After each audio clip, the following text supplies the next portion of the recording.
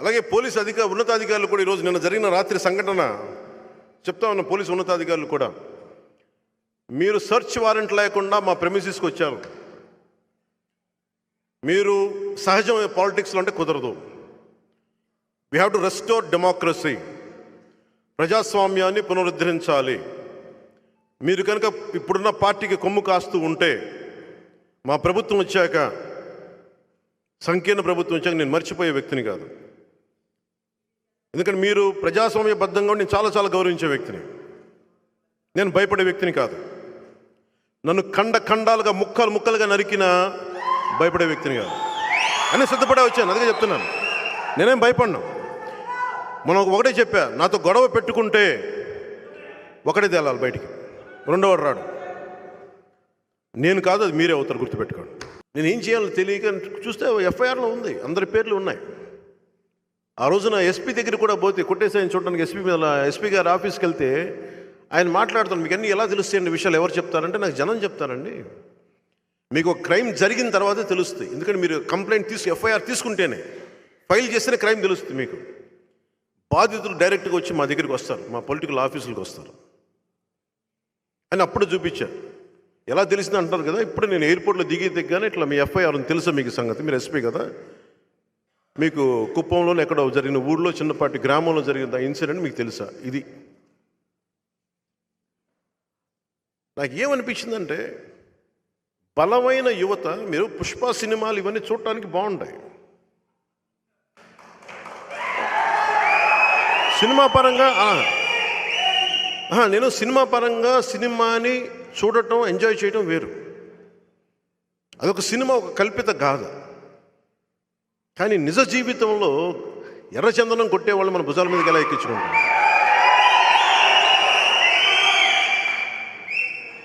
అంటే అంత అకారం. నేను డబ్బులు సంపాదించుకున్న మార్గాలు బోల్డని ఉన్నాయి.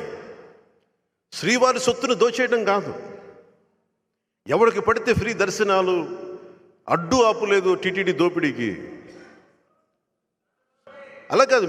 నా ఉద్దేశం ఎలా ఉంటుందంటే, రమణ దీక్షితులు గారు, నేను న్యాయం ఎప్పుడు ఎలా ఉండాలి అంటే, న్యాయం ఎప్పుడు ఎలా ఉండాలి అంటే, తప్పైనా ఒప్పైనా ఒకేలా మాట్లాడు. ఆ రోజు ఆ పింక్ డైమండ్ పోయిందని నా చేత కూడా రమణ దీక్షితులు గారు ఫోన్ చేస్తే నేను కూడా ఖండించాను ఆ రోజున. అదే రమణ దీక్షితులు గారు మళ్ళీ వైసీపీ రాగానే ఒక మాట మాట్లాడాలి పింక్ డైమండ్ గురించి. నా సమస్య రాయలసీమలు ఇదే సమస్య. ఒక అన్యాయం జరిగితే పార్టీలు మారినా మీరు ఎదిరించి నిలబడకపోతే మనల్ని ఎవరు బాగు చేయలేరు. నాలాంటి వాళ్ళు ఒక 10 లక్షల మంది వచ్చినా మనల్ని మనం హెల్ప్ చేసుకోకపోతే ఎవడు బాగు చేయలేడు. నా కోసం చెప్పట్లా, నా బిడ్డల్ని ఎవరు టచ్ చేస్తే నేను ఊరుకునే వ్యక్తిని కాదు. ఒక 5,000 జీతగాడినైనా సరే నా కుటుంబాన్ని ఎలా రక్షించుకోవాలో తెలిసిన వాడిని. నాకు మీద గురించి నా భయాలు లేవు. నా బాధ, నా భయాల వల్ల సమాజం ఏమైపోతుంది. అడ్డగోలుగా మన కళ్ళ ముందు దోపిడీ జరుగుతూ ఉంటే కామ్గా కూర్చున్నాం. రాయలసీమకి రౌడిజానికి పెట్టిన పేరు అయిపోయింది. నా ముందే చెప్తున్నారు ఒక్కొక్క వైసీపీ నాయకులు, మా ఏరియాలకు వస్తే మేము ఊరుకోమన్నా, మేము ఎవరిని ఊరుకో అన్నా కదా, మా ఏరియాలకు వస్తే మేము ఊరుకోమండి, మా నియోజకవర్గాల్లో మాదే పలుకుబడి, ఎవరిని ఊరుకోం మేము. పలమనేరు అనండి, పీలేరు అనివ్వండి, ఏ నియోజకవర్గం అనేవ్వండి.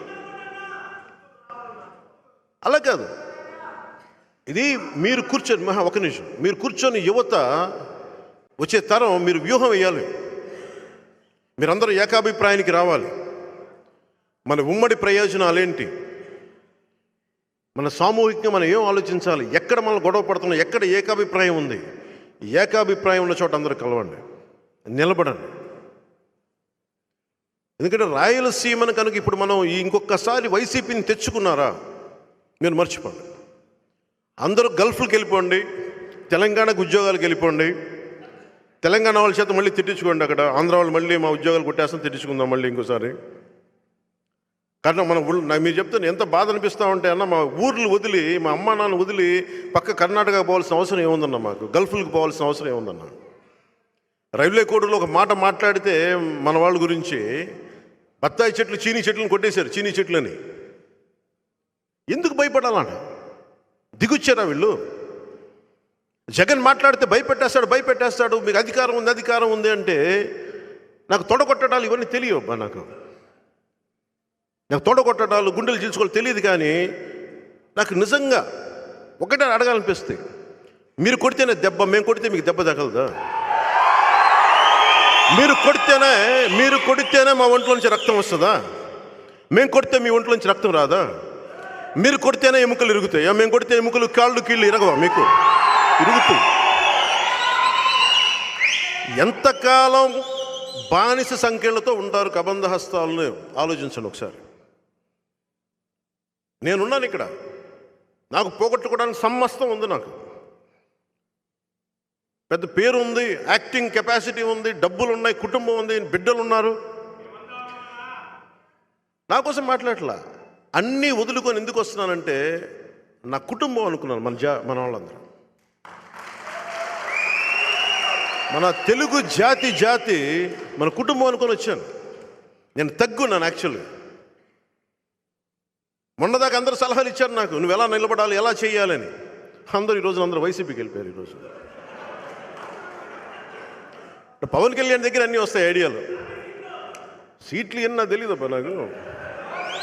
అన్నీ ఒకటి కాదు. నేను అనేది ఏంటంటే, నువ్వు రిజర్వేషన్ గురించి మాట్లాడినా, ఏమి మాట్లాడినా పద్ధతి ప్రకారం మాట్లాడండి. పింక్ డైమండ్ లాగా టీడీపీ ఆ ప్రభుత్వం ఉన్నప్పుడు ఒకలాగా, ఈ ప్రభుత్వం ఉన్నప్పుడు ఒకలాగా మాట్లాడకండి. నేనే ఉన్నా స్టీల్ ప్లాంట్ గురించి, వైజాగ్ స్టీల్ ప్లాంట్ గురించి. నేను భారతీయ జనతా పార్టీ ప్రధానమంత్రి గారితో అందరితో నాకు చక్కటి బంధాలు ఉండి కూడా స్టీల్ ప్లాంట్ దగ్గరికి వచ్చినప్పటికీ నా అభిప్రాయం చాలా బలంగా తెలియజేస్తాను. ప్రజా సమస్యను తీసుకెళ్ళగలిగా. అక్కడ నేనే సన్నాయి నొక్కల. అందుకని ఈ రోజున మనకు కావాల్సింది కన్వీనియంట్గా మాట్లాడే వ్యక్తులు కాదు, నిలబడే వ్యక్తులు కావాలి. అలాంటి నిలబడే వ్యక్తి ఈ రోజున జంగాల శ్రీనివాసులు గారు వచ్చి వారి అబ్బాయిలతో మాట్లాడారు, వారి బ్రదర్ శివ గారితో మాట్లాడారు, జగన్ గారితో, మదన్ గారితో మాట్లాడారు. వాళ్ళు నలుగురితో కూర్చొని ఒకటే చెప్పాను, నేను నా కోసం చేయట్లేదు ఇది, మీరు కూడా మీ కుటుంబం కోసం కాదు, ఇది ఒక చిత్తూరు జిల్లా కోసం కాదు, ఒక నియోజకవర్గం కోసం కాదు, రాయలసీమ ఆంధ్ర రాష్ట్రం కోసం మనం కలిపి చేయాలి. ఏ వర్గాలైతే దెబ్బతున్నాయో, ఏ వర్గాలైతే అణిగిపోతున్నాయో వాటి వెంట మీరు నిలబడండి. మేము కలిసికట్టుగా ఉందాం. రౌడీజం చేస్తూ ఉన్నారు. నేను మనం చెప్పింది, వీళ్ళు రౌడీలని చెప్తా ఉంటారు. ఏం రౌడీలు వీళ్ళు? నరికేస్తారా వీళ్ళు ప్రతిసారి కూర్చోబెట్టి? నేను మిమ్మల్ని రెచ్చగొట్టట్లా, భయపడద్దని చెప్తున్నా. ఎందుకంటే ఇంత సంఖ్యాబలం ఉన్న కులాలు చాలా ఉన్నాయి అక్కడ. కొద్దిమంది చేతుల్లోకి మీరు ఎందుకు వెళ్ళిపోతారు? భయపడాల్సిన అవసరం ఏముంది? మన బలహీనత ఐక్యత లేక, సంఖ్యాబలం ఉన్న కులాల్లో ఐక్యత లేక జగన్ గారి మనుషులకి మీరు ఊడిగం చేస్తూ ఉన్నారు. ఇది మారాలి. 2024కి ఇది మారాలి. ఆ ధైర్యం మనం అతను తిట్టద్దు, అతన్ని తిట్టాల్సిన అవసరం కూడా లేదు. అతన్ని మనం ఎన్ని వర్బల్ డయరీ అంటాం, మనం ఎన్ని తిట్టినా, ఎన్ని అనుకున్నా, చప్పట్లు కొట్టినా, నన్ను సీఎం అన్నా మారదు. మీరు మీ స్థాయిల్లో మీ కుదిరినంత మీరు ఎదురు తిరిగితే అప్పుడు మార్పు వస్తుంది. మనం నా దగ్గర గుండెలు చించుకొని విరంగాలు చేస్తే సరిపోదు. నేను మీ దగ్గర తక్కువ మాట్లాడతాను, నేను ఎక్కువ మాటలు చెప్పను, తొడలు కొట్టుకోను, గుండెలు చరుచుకోను, జబ్బలు చరుచుకోను, చొక్కాలు ఇట్లా మడత పెట్టను జగన్లాగా. అవసరమైనప్పుడు నిలబడతాం అంతే. ఎందుకంటే సినిమాలు చేసి విసుగు ఉంటుంది. వీళ్ళందరూ సినిమాలు చేయగానంటే వెనకాల రికార్డింగ్లు వేసుకుంటూ ఉంటారు వీళ్ళు. అలాగే వీళ్ళకి రికార్డింగ్లు ఎక్కువైపోయినాయి. ఆ KGF సినిమా పుణ్యం, పుష్ప సినిమా పుణ్యం అని రికార్డింగ్లు ఎక్కువైపోయినాయి. నేను మామూలుగానే పంచె కట్టుకొని ఏదో మన సాంప్రదాయం ప్రకారం వస్తాం. వీళ్ళు అలా కాదు, వెనకాల మామూలుగా రికార్డింగులతోటి. నేను సినిమాల్లో కూడా చేయను ఇంత తమాషా. పంచి డైలాగులు మళ్ళీ వీళ్ళకి సరిగ్గా ఒక సంస్కృత శ్లోకం ఇస్తే నోరు తిరగదు వీళ్ళకి పంచి డైలాగులకి. సరే చెప్దాం.